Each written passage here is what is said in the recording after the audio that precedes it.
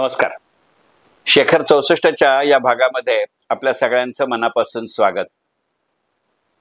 चिनी कम नावाचा एक सिनेमा आला होता. अमिताभ बच्चन आणि तब्बू. निदान माझ्या पिढीतल्याना म्हणजे जे माझ्यासारखे आता 64-65च्या आसपास आहेत त्यांना तर हा सिनेमा मनापासून आवडला होता. बकेट लिस्ट मधल्या काही गोष्टी असतात तसं असेल. तो सिनेमा चालण्याच्या जमान्यामध्ये मी नोकरीत होतो आणि महिन्याला 18 ते 20 दिवस मी टूरवरती असायचो. हा संदर्भ कुठेतरी डोक्यात असेल म्हणून असेल, पण त्यावेळेला चिनी कम नावाचा मी एक लेख लिहिला होता आणि त्या लेखाचं अभिवाचन मी शेखर 64 मध्ये करावं असं अनेकांनी सुचवलं आणि म्हणून आज त्या चिनी कमचं अभिवाचन आणि म्हणूनच साहजिक आजच्या शेखर 64च्या भागाचं शीर्षक चिनी कम. मी पक्का गोडखाऊ माणूस आहे आणि तसाच मी पक्का कॉफी प्रेमी आहे. स्ट्रॉंग फिल्टर कॉफी ही माझी कायमची प्रेयसी चिनी कम मधल्या अमिताभला तब्बू असते तशी, असं माझ्या बायकोचं म्हणणं आहे. ती म्हणणारच, कारण ती तिची मोठी सवत आहे. पण गेली अनेक वर्ष याना त्या कारणाने माझा प्रवास सुरू असतो आणि माझ्या अशा प्रवासामध्ये माझे हे कॉफीचे चोचले प्रत्येक ठिकाणी पुरवले जातीलच असं नाही. चहाचं तसं नसतं. तो बिचारा कुठेही मिळतो आणि मग कॉफी मिळत नसेल तर चहा तर चहा. सतत 7-8 तास प्रवास करताना मध्ये मध्ये थांबत चहा घेणं हा चांगला विरंगुळा ठरतो, मलाही आणि ड्रायव्हरलाही. अशा वेळी मुद्दामून मी रस्त्याच्या कडेचा एकदम छोटा, हल्लीच्या भाषेत सांगायचं म्हणजे एकदम नॉन डिस्क्रिप्ट असा ढाबा चहा प्यायला निवडतो. कारण एकतर अशा ठिकाणी तुम्हाला तुमच्या समोर केलेला ताजा चहा मिळतो. नशीबवान असाल तर स्टोववर केलेला मिळतो. त्याचा भर्र असा आवाज, त्याचा म्हणजे त्या स्टोवचा असा भर्र असा आवाज होत मिळतो आणि त्यामुळे आजूबाजूला असणारं निसर्ग सौंदर्य आणि चहा दोन्हीचा आस्वाद घेता येतो. विशेषतः नॉर्थ ईस्ट मध्ये फिरताना याचा जरूर अनुभव घ्या. माझ्या त्याबद्दलच्या काही संकल्पना आहेत.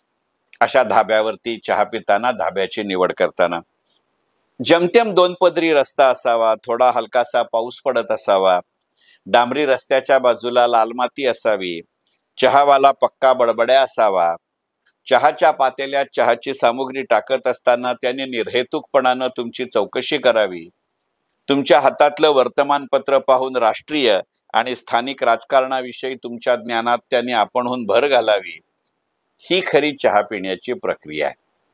आता काही भारी माणसं असं म्हणतात की चहा पत्ती, साखर, पाणी, आलं, गवती चहा याच्यात बनतं. त्यांनी चहा बनतो पण चहाचा मूड बनत नाही. कारण माझ्या मते मी मगाशी म्हटलं तीच खरं म्हणजे चहा पिण्याची प्रक्रिया आहे. कारण माझं स्वतःचं स्पष्ट मत आहे की चहा पिण्यात तहान या गोष्टीपेक्षा सुद्धा तलफ हा घटक जास्त महत्वाचा आहे आणि मग अशी तलफ हे घटक पूर्ण करत असतात. कारण चहा पिणं ही शरीरापेक्षा मनाची तहान जास्त असते आणि म्हणून मी अशा वेळी चहा प्यायला तयार असतो. त्यातही मी पान, तंबाखू, विडी, काडी विडीवाला नसल्यामुळे चहा वाचून गत्यंतर नसतं. जरा मोठ्या हॉटेलात म्हणजे ढाब्याच्या तुलनेत जर मला चहा प्यायला थांबावं लागलं तर मात्र हा पवित्रा बदलावा लागतो. अशा ठिकाणी तुम्ही ऑर्डर दिल्यावर नव्यानं ताजा बनवून चहा मिळण्याची शक्यता फारशी नसते. आधीच बनवलेला पुन्हा गरम करून आपल्या समोर चहा येण्याची शक्यता अशा ठिकाणी जास्त असते. पहिल्या घोटालाच ते लक्षात येतं, कारण तिसऱ्या घोटाच्या अगदी तेव्हा लक्षात आलं नाहीच तर तिसऱ्या घोटाला चहाच्या कपाच्या कडेला साय आली की ओळखावं, आधीचा चहा तुम्हाला मिळालाय. अलीकडच्या काळामध्ये, खरं म्हणजे गेल्या 7-8 वर्षात त्याबाबत मी जरा डोकं चालवायला शिकलोय. त्याच्यासाठी डोकं असावं लागत नाही आणि घरी वापरायचं नसलं तर बाहेर वापरता नक्कीच येतं. अशा छोट्या हॉटेलात मी गेलो ना की मी चिनी कम चहा मागवतो. खरं म्हणजे साखर विरहित चहा अशीच ऑर्डर देतो. म्हणजे नाईलाजाने त्याला नव्यानं ताजा चहा बनवावा लागतो.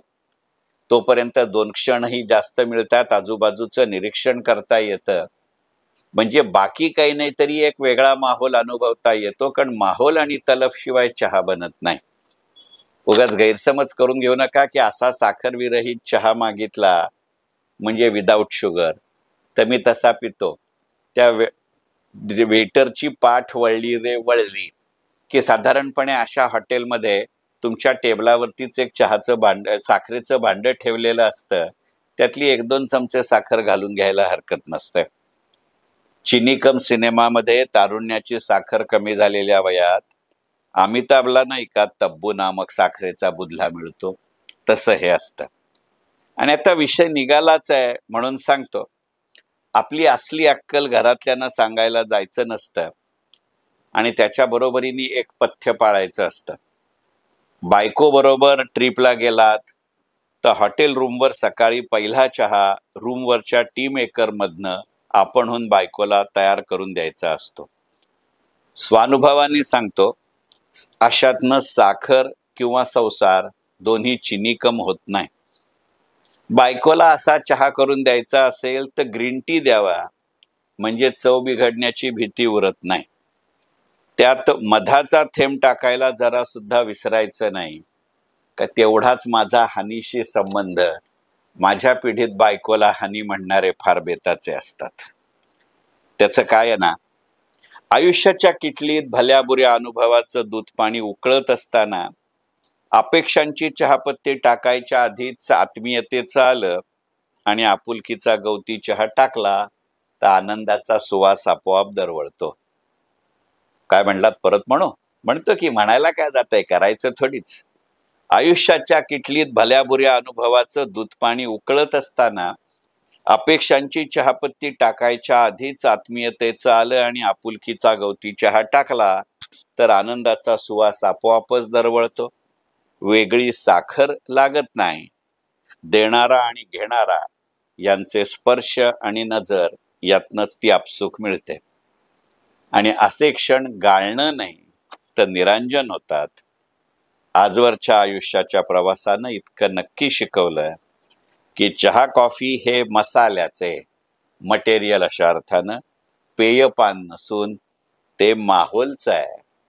आणि माहोलचं नातं मनाशी जास्त जवळचं आहे.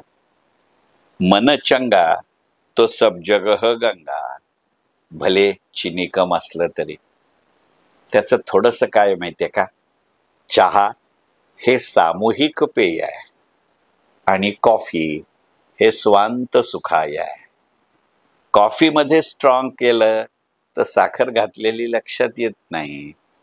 चहा स्ट्रॉंग केला तर साखरेशिवाय चालत नाही. आणि म्हणून चिनीकम. मनपूर्वक धन्यवाद. शेखर 64.